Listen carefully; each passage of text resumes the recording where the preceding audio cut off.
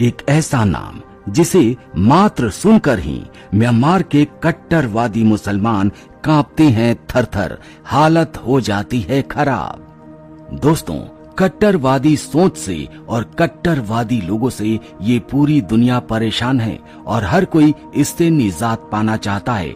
लेकिन आपको जानकर आश्चर्य होगा कि दुनिया का एकमात्र ऐसा देश जो इन कट्टरवादियों से छुटकारा पा चुका है, वो देश है म्यांमार, और इसके पीछे हाथ है मात्र एक व्यक्ति का। आपको जानकर हैरानी हो रही होगी कि भला एक व्यक्ति इन कट्टरवादियों से छुटकारा कैसे दिला सकता है। लेकिन दोस्तों, ये बात बिल्कुल सच है और उस व्यक्ति का नाम है वीराथू। जी हाँ, वीराथू ही वो नाम है जिसका नाम सुनकर वहाँ के कट्टरवादी थर-थर कांपते हैं। जो काम अमेरिका, फ्रांस, भारत, रूस कोई नहीं कर पाया, वो बर्मा के वीराथू जी ने कर दिखाया है। आज बर्मा में करोड़ों रुपए के बने मस्जिद वीरान पड़े हैं, क्योंकि आज देश में मुसलमान देखने को नहीं है। जी हाँ, वहाँ जाएं और देखें इन मस्जिदों को, और जो बचे खुचे वहाँ कुछ मुस्लिम बचे हैं ना, उनकी भी तबीयत से ठुकाई हो रही है। दोस्तों, आज के वीडियो में हम जानेंगे कि ये महान इंसान वीराथू जी कौन है और आखिर इन्होंने ऐसा क्या कर दिया कि वहाँ के कट्टरपंथी त्राहिमाम कर रहे हैं, उनकी हालत खराब हो गई है। अब सवाल ये उठता है कि क्या भारत को भी ऐसे ही एक व्यक्ति वीराथू की जरूरत है? कौन इस संत की तरह भूमिका निभा सकता है हमारे देश भारत में? मित्रों, आसीन वीराथू वो भगवा संत जिसके नाम से कांपते हैं सभी कट्टरपंथी मुसलमान। वीराथू, जी हाँ, बस एक ही शब्द काफी है म्यांमार में। इस शब्द को सुनकर कट्टरपंथी मुसलमानों में कंपकपी मच जाती है, उनकी हालत खराब हो जाती है।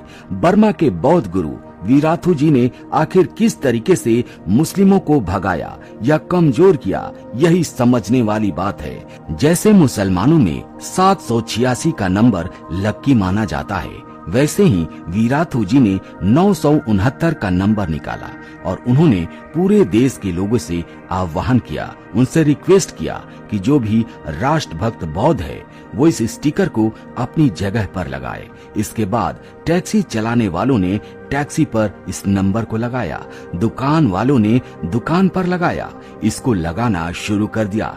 लेकिन वीराथू का संदेश साफ था कि हर बौद्ध अपनी सारी खरीदारी और व्यापार वहीं करेंगे जहां ये स्टिकर लगा होगा। किसी को टैक्सी में चढ़ना है तो उसी टैक्सी में चढ़ेंगे जिसके ऊपर ये स्टिकर होगा, उसी रेस्टोरेंट में खाएंगे जहां ये स्टिकर होगा। उन्होंने ये भी कहा कि हो सकता है ऐसी हालत में कट्टरवादी मुस्लिम सऊदी से आए पैसों के दम पर अपने माल को कम कीमत पर बेचकर आपको आकर्षित करें। लेकिन आप ध्यान रखना, आप 2 पैसा ज्यादा देना और सोचना कि आपने अपने देश के लिए पैसा लगाया है।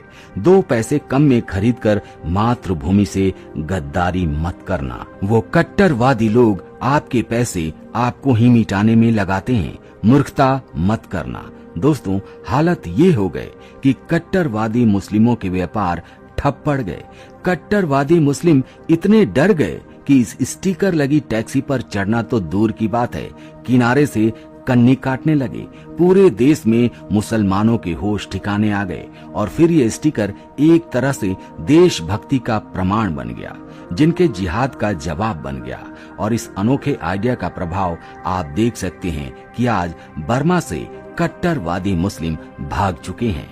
वीराथू वो संत हैं जिन्होंने कट्टरवाद के खिलाफ पूरे म्यांमार को खड़ा कर दिया और फिर वहां से लोगों ने अवैध मुस्लिमों को खदेड़ डाला।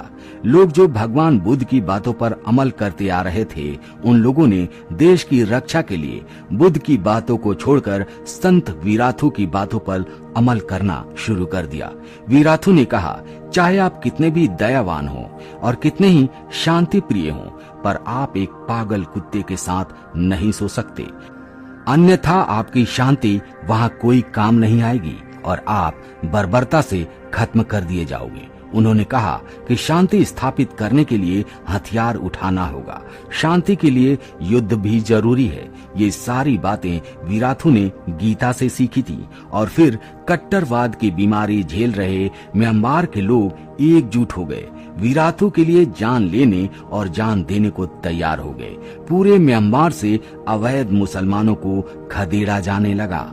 वीराथू के प्रवचन को अगर कोई सुने तो उसे लग सकता है कि शांत स्वरों में मोक्ष प्राप्ति की बात चल रही है। जी हाँ दोस्तों, ये हमारे लिए बड़े गर्व की बात है कि वीराथू जैसे संत भी हमारी भगवत गीता को पढ़ते हैं और वहीं से वो सीख लेते हैं।